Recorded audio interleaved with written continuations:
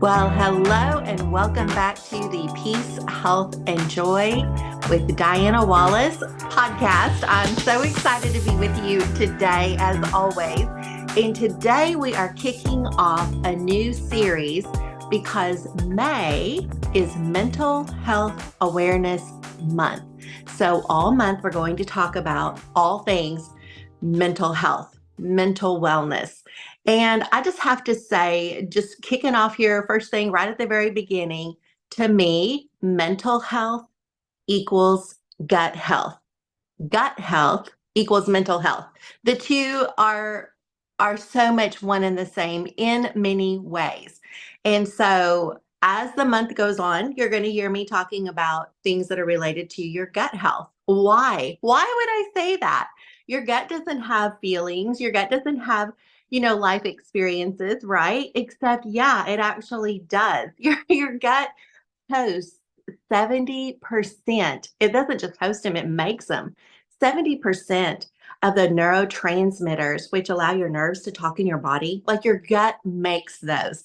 And so when you feel stress that impacts your physical body, your mental, emotional well being, and sometimes even our spiritual wellness, when we feel stress, it impacts our gut.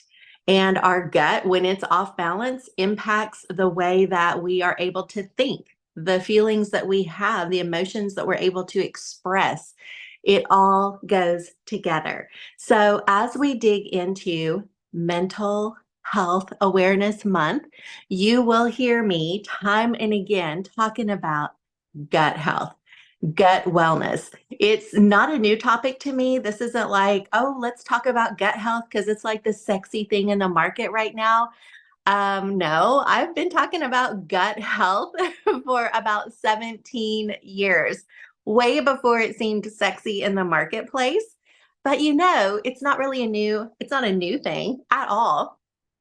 Hippocrates, who is considered to be like the father of modern medicine, he said over like, gosh, 1500 years ago or so, he said, all disease begins in the gut.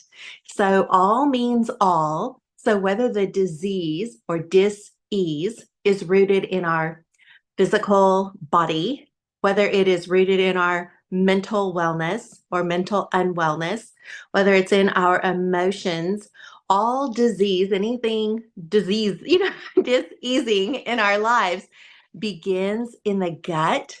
So, not a new topic, but something we're going to make sure that I am intentional to integrate into our conversations throughout the month. So, this topic of mental health, mental wellness, this is also not a new topic here in the podcast. The name of the podcast is Peace, Health, and Joy. So, let me break that down just a minute for you. Peace. Peace really has to do with our emotions, our mental well being. How well do we feel fortified and strengthened on the inside to be resilient to the things that happen around us? That has to do with our mental and emotional wellness, and that has to do with peace. Health. When we think of health, we might think of physical health, we might think of mental health, we could think of all kinds of things. But when we're talking about the health component this month as it relates to this series, we're going to be talking about health in our body and we're going to talk about the gut. Yes, I'm going there again. I know that several episodes I did, I think it might have been like episode 4. Do you have the guts to be healthy? And we talked about it there. We're going to talk about it again, and we'll keep talking about it because gut health is a massive key to feeling your best, to being able to show up your best in your life, for you to be able to think clearly and to have, honestly, I think our gut health has something to do with how much grace we can give to other people. Because if you're feeling cranky or janky or constipated or dealing with diarrhea or, urgency in any kind of bowel or urinary situation, you may not have grace for other people. And while grace is really a spiritual component, as I think of it as a spiritual thing, it is limited when our health is limited. And then we're going to talk about, so peace having to do with our mental and emotional wellness, health having to do with our body, and then joy, the spiritual component. Joy truly is a spiritual, gosh, emotion. It just transcends emotion, doesn't it? Joy is a big deal. And we really cannot experience joy if we do not have peace in our mind and our will and our emotions. If we don't have health in our body, it can be difficult to feel joy. Now, here's the cool thing about joy. Joy does not equal happiness. So you may be joyful, which joy actually can have it's actually a deep abiding thing that's in us when we have peace with God, when we have peace with other people in our lives. But joy,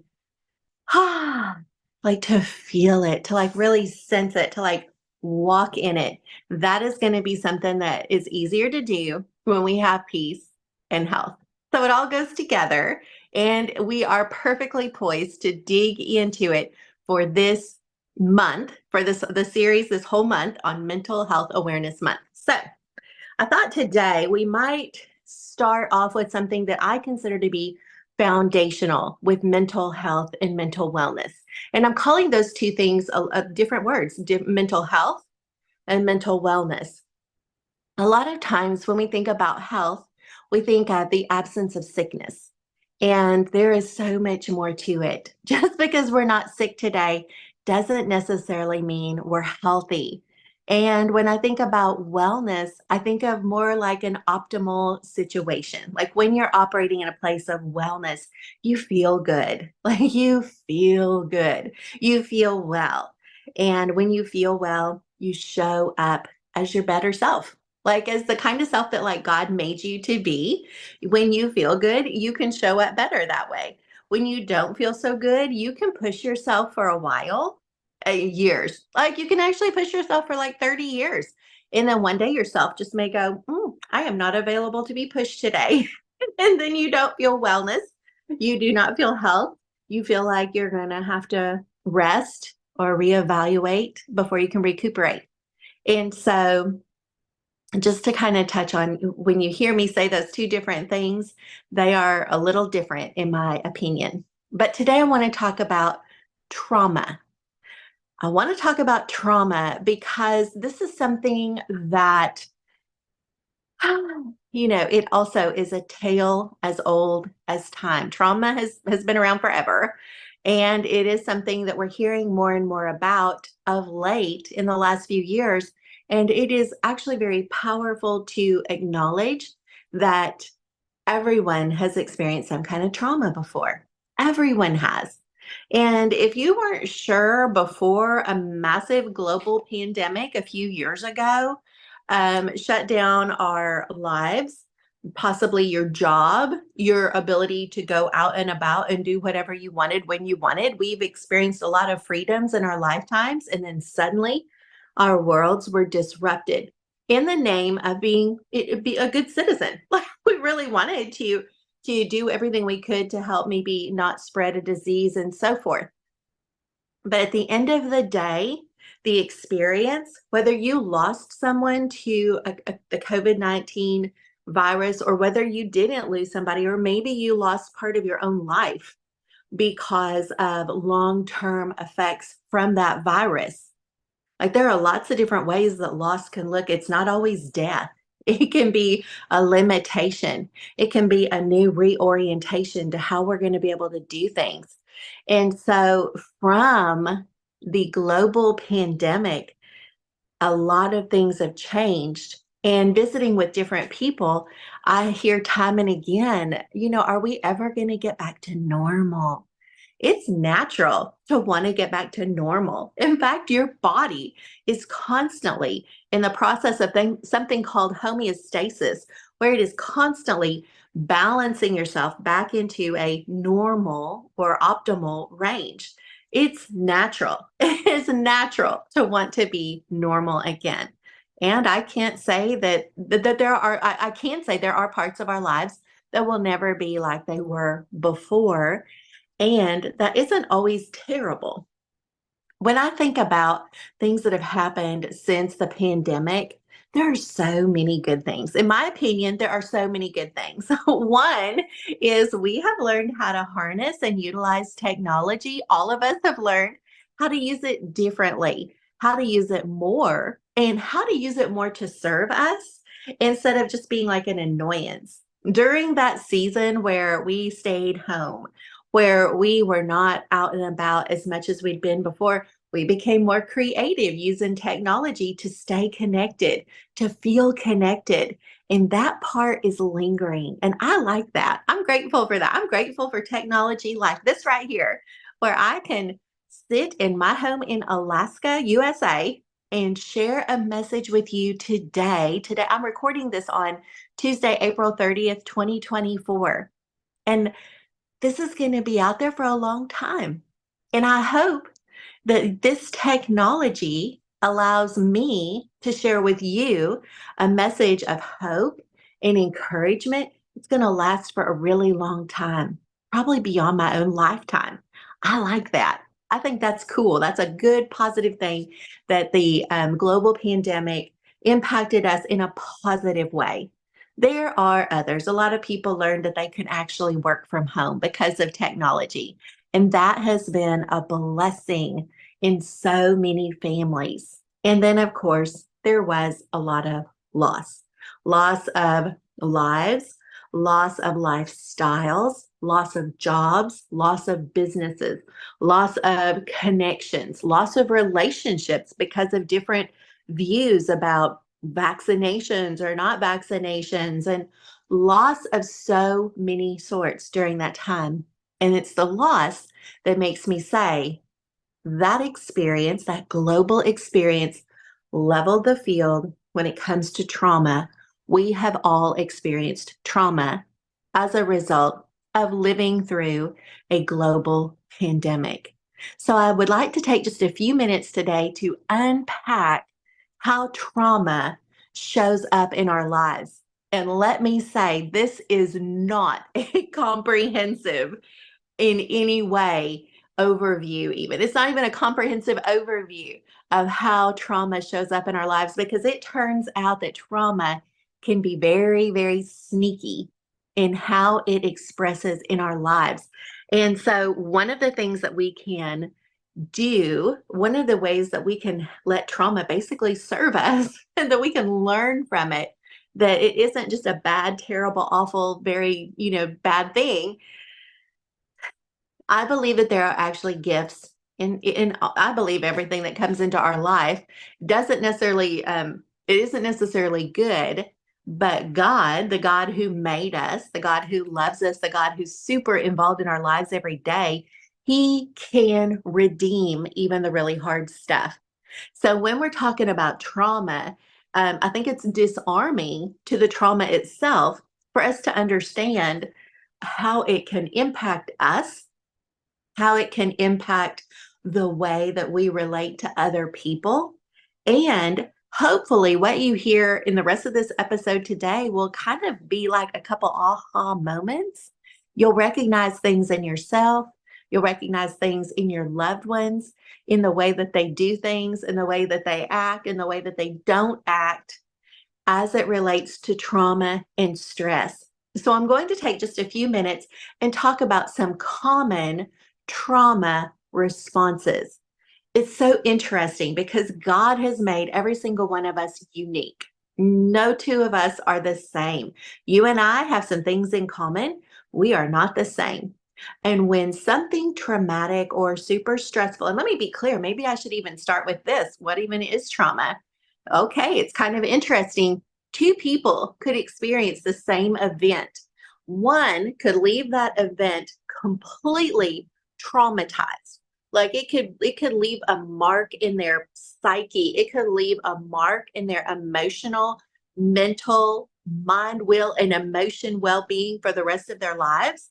And the other person who was right next to them experienced the same thing may go, well, that was kind of trippy. And then they move on with their lives, and it really doesn't have long term effect. So it is actually not necessarily the event that is traumatic, it's how the event impacts us. Okay.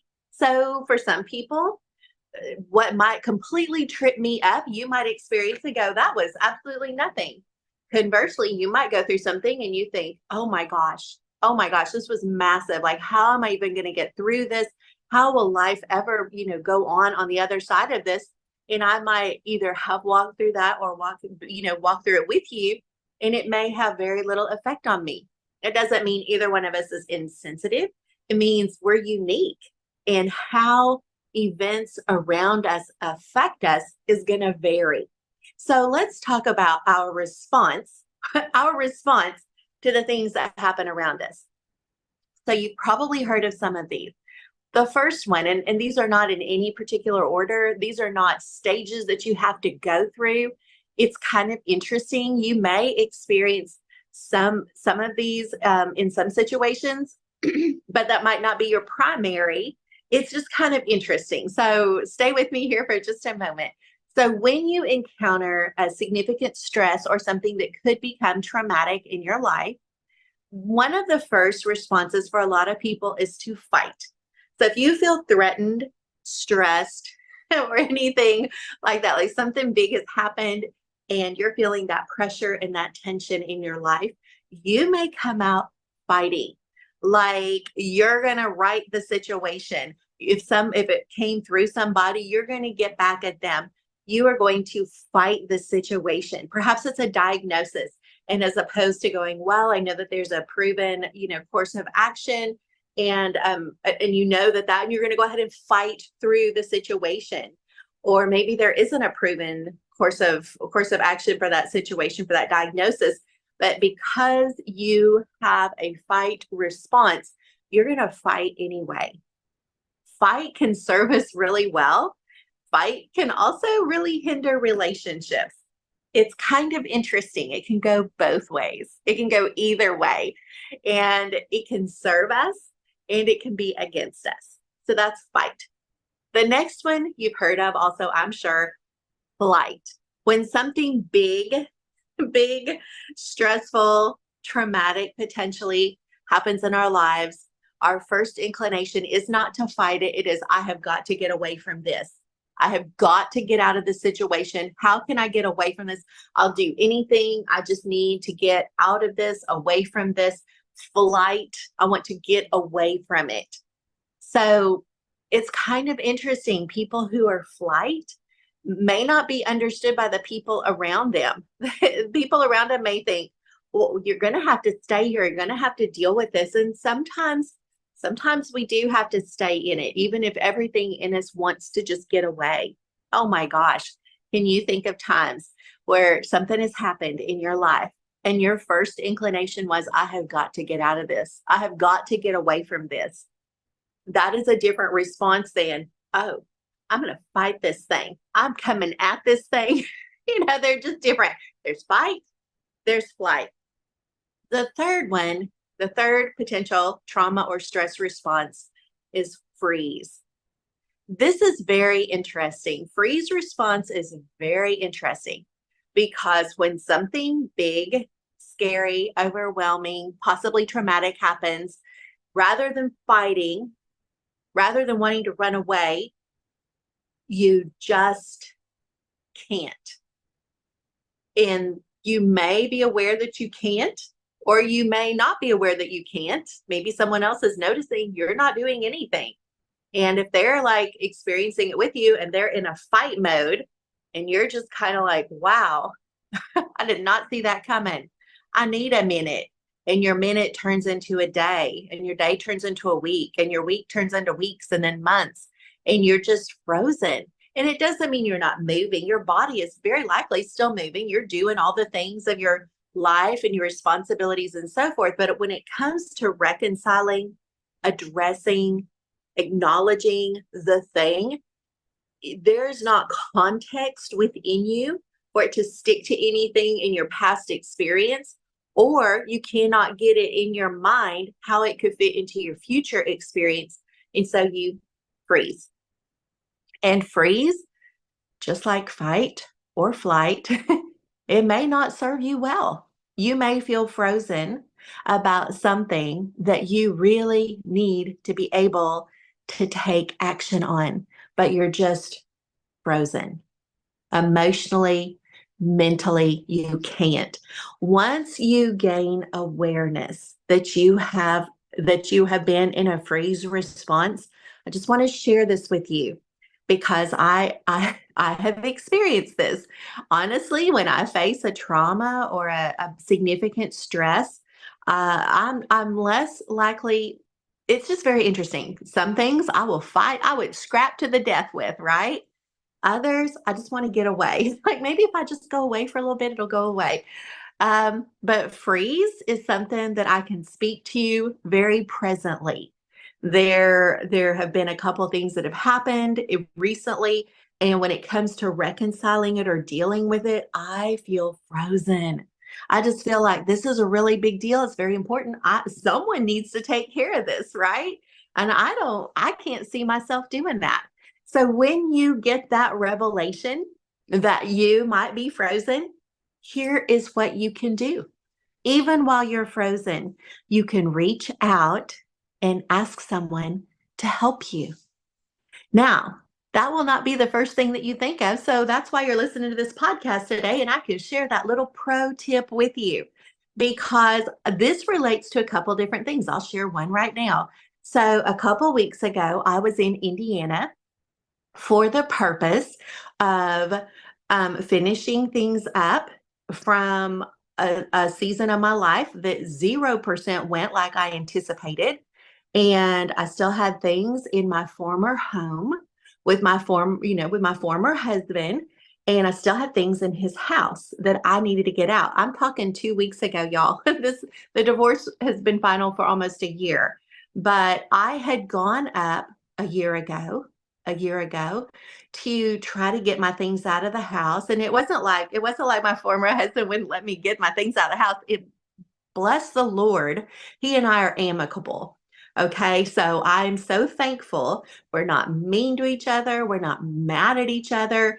We are two people on the other side of a significant trauma who can still be amicable and respectful and considerate of each other.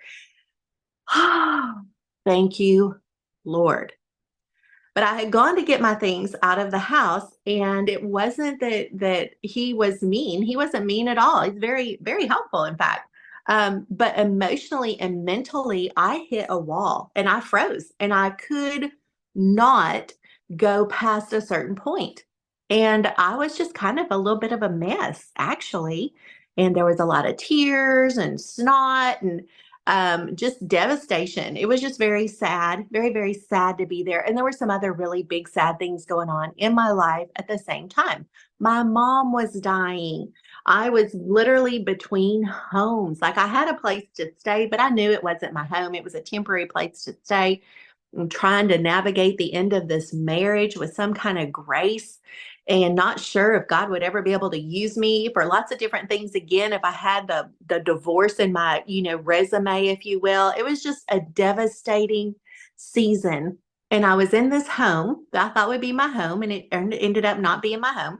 Not mine, but like, that I would live there in peace and so forth. Um, and I couldn't do it. I couldn't do it. I actually left with it undone a year ago. So a couple weeks ago, I went there again, but this time I went back with a plan. And I had a plan and I had a team and I had a bunch of people praying for me. And that turns out to be the key when you're frozen is get help, get some kind of help.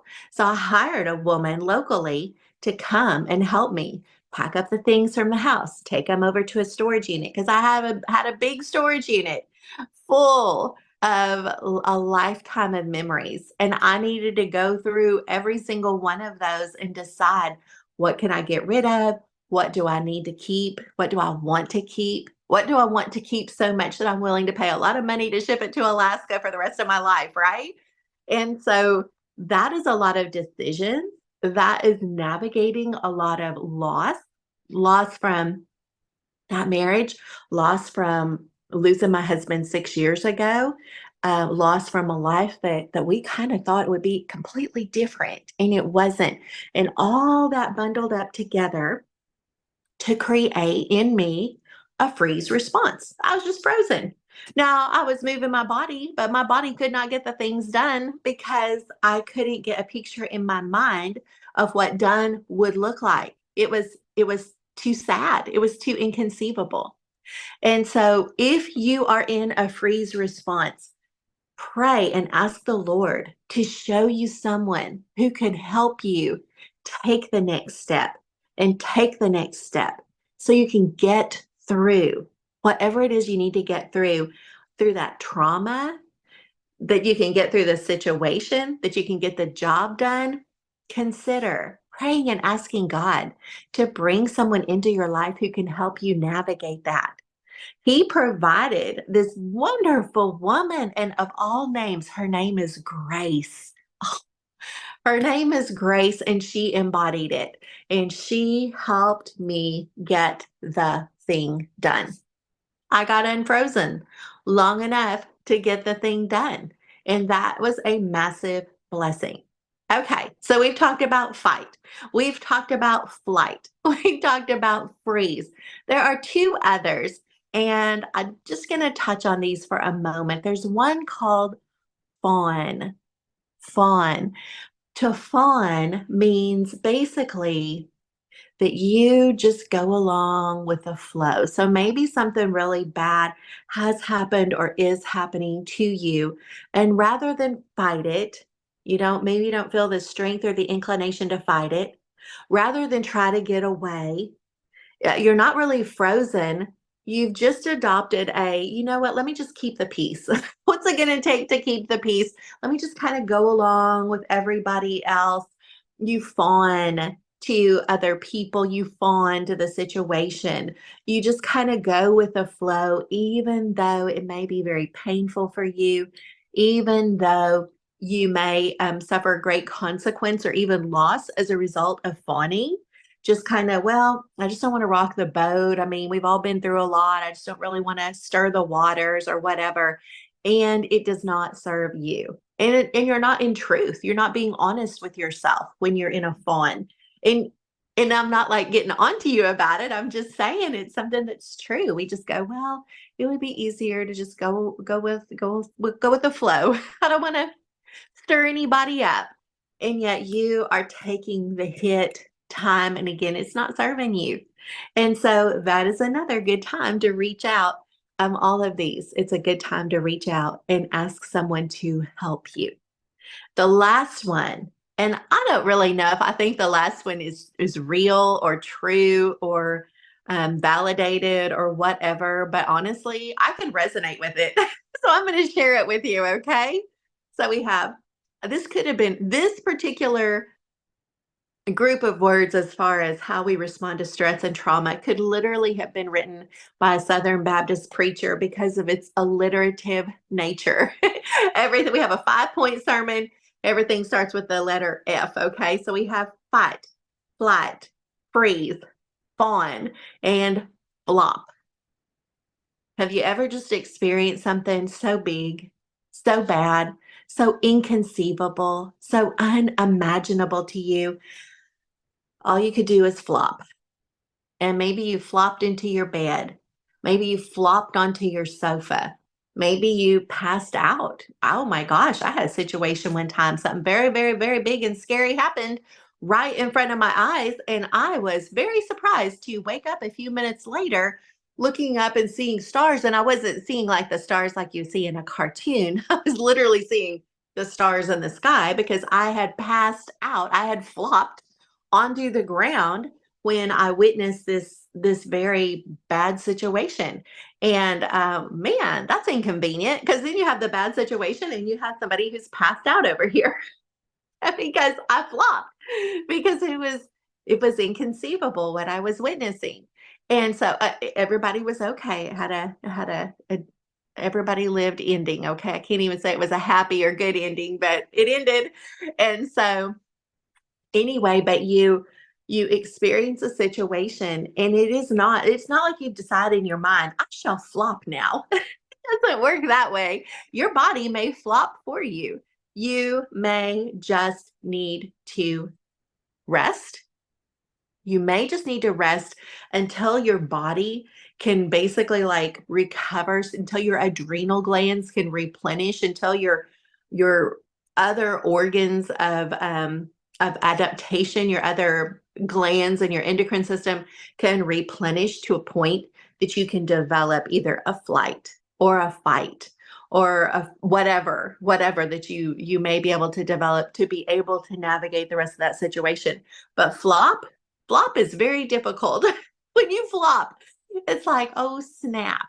You're not able to, you're not even moving forward in body anymore. It's not that your mind or your will, your emotions is holding you back. It's that your body is flopped. And so it's a very cursory, a very broad overview of some different ways that trauma can express in our lives. Excuse me. And as I went through that, you were probably thinking of ways that you've seen that in yourself. But I want you to consider when you're working with other people, and they could be your kids, it could be your husband, it could be your wife, it could be your best friend, your neighbor, a coworker. And when you see them in the aftermath of a significant life event, pay attention. Does it look like maybe they're in fight mode? Maybe they're snippy or agitated or irritated or more aggressive or assertive than usual. Are they in fight mode? Are they in flight mode? Like, are they not taking your texts anymore? They don't want to talk to anybody.